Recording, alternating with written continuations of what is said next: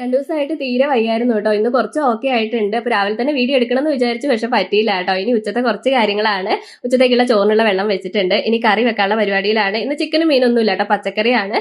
അപ്പോൾ സാമ്പാർ വെക്കണം, ഒരു പച്ചടി, ഒരു മെഴുക്കുവരട്ടി, ഇതൊക്കെയാണ് കേട്ടോ ഇന്നത്തെ എൻ്റെ പ്ലാനിങ്. എനിക്ക് അരിയാൻ കുറേ സമയം എടുക്കുന്നതുകൊണ്ട് ഞാൻ വേഗം എല്ലാം അരിഞ്ഞ് ആദ്യം റെഡിയാക്കി എടുത്തിട്ടുണ്ട്. അപ്പോഴത്തേക്ക് അരി ഇടാനുള്ള വെള്ളവും തളിച്ചിട്ടുണ്ടായിരുന്നു കേട്ടോ. എനിക്കിങ്ങനെ പാചകമൊക്കെ ചെയ്യുന്ന സമയത്തുണ്ടല്ലോ, ഒറ്റയ്ക്ക് ചെയ്യുന്നതാണ് കേട്ടോ ഏറ്റവും ഇഷ്ടം. മെയിനായിട്ട് ഇങ്ങനെ പാചകം അറിയുന്ന ഒരാൾ എൻ്റെ കൂടെ നിൽക്കുകയാണെങ്കിൽ എനിക്ക് ഒട്ടും ചെയ്യാൻ പറ്റില്ല കേട്ടോ. എനിക്ക് എന്തോ ഒരു പേടി പോലെയൊക്കെയാണ്.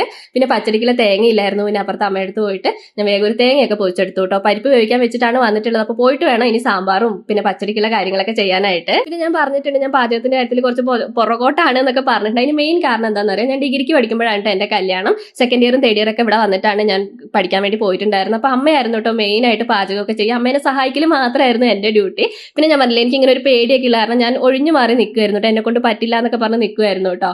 പക്ഷെ എനിക്ക് തോന്നിയിട്ടുള്ള ഒരു കാര്യം എന്താണെന്നറിയാം, നമ്മൾ ഏതെങ്കിലും ഒരു കാര്യത്തിൽ ഒരാളെ ഡിപ്പെൻഡ് ചെയ്യുകയാണെങ്കിൽ നമ്മൾ അവിടെ വീക്കായി പോകുന്നതായിട്ട് എനിക്ക് തോന്നിയിട്ടുണ്ട്. ഏറ്റവും നല്ലത് മറ്റുള്ളവരെ ഡിപ്പെൻഡ് ചെയ്ത് നമ്മളെ കൊണ്ട് ചെയ്യാൻ പറ്റുന്ന കാര്യങ്ങളൊക്കെ നമ്മൾ ചെയ്യുന്നതാണ് കേട്ടോ നമുക്ക് ഏറ്റവും സന്തോഷവും സമാധാനവും ഒക്കെ തരിക. അപ്പോൾ അതിൻ്റെ ഇടയിൽ പച്ചടി റെഡി ആയിട്ടുണ്ട്. പിന്നെ ഒരു കൊറിയർ വന്നിട്ടുണ്ടായിരുന്നു കേട്ടോ. ഞാൻ 2 നൈറ്റി ഓർഡർ ചെയ്തിട്ടുണ്ടായിരുന്നു. എനിക്കെല്ലാം അമ്മമാർക്ക് വേണ്ടിയിട്ടാണ്. ഈ നൈറ്റി എനിക്ക് ഭയങ്കര ഇഷ്ടപ്പെട്ടു കേട്ടോ. ഒരു കോളർ നെക്കൊക്കെ വരുന്നതാണ്, പ്യുവർ കോട്ടൺ ആണ്, നല്ല ക്വാളിറ്റി ഉണ്ട്. കളറാണ് എനിക്ക് ഏറ്റവും കൂടുതൽ ഇഷ്ടമായിട്ടുള്ളത്. പിന്നെ ഇതും എനിക്ക് ഭയങ്കര ഇഷ്ടമായ ഒരു നൈറ്റിയാണ്. ഇതിൽ കാണുമ്പോൾ ഒരു യെല്ലോ ടോൺ തോന്നുന്നുണ്ട്, പക്ഷെ ഇതൊരു ഓറഞ്ച് ടോൺ വരുന്നതാണ് കേട്ടോ. ഇതിൻ്റെ ത്രെഡ് വർക്കൊക്കെ നല്ല ക്വാളിറ്റി ഉണ്ട്, കാണാനും നല്ല ഭംഗിയുണ്ട്.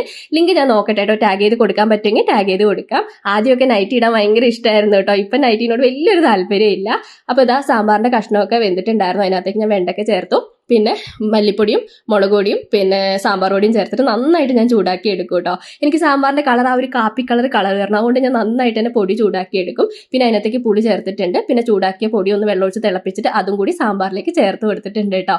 എനിക്ക് സാമ്പാർ വെക്കാൻ ഭയങ്കര ഇഷ്ടമാണ്. അതെനിക്ക് എന്താ പറയുക, ഞാൻ വെക്കുന്ന സാമ്പാർ എനിക്ക് ഇഷ്ടമാണ് കേട്ടോ. ഞാൻ ആദ്യം മുതലേ വെക്കുന്ന ഒരു സംഭവം സാമ്പാറാണ്. അതുകൊണ്ട് സാമ്പാർ വെക്കുന്നത് എനിക്ക് വലിയ പേടിയില്ലാത്തൊരു കാര്യമാണ്. അപ്പോൾ ഇതാ സാമ്പാർ റെഡി ആയിട്ടുണ്ട്. കുറച്ച് പഞ്ചസാരയും ഞാൻ അതിനകത്തേക്ക് ചേർത്ത് കൊടുക്കും കേട്ടോ. അപ്പോൾ അതിൻ്റെ ഇടയിൽ ഇത് അമ്മ പപ്പായ കൊണ്ട് തന്നിട്ടുണ്ട്. നല്ല ജലദോഷവും ശബ്ദത്തിനൊക്കെ നല്ല പ്രശ്നമുണ്ട്, എന്നാലും ഞാൻ കഴിക്കുന്നുണ്ട് കേട്ടോ. എനിക്ക് പപ്പായ ഭയങ്കര ഇഷ്ടമാണ്.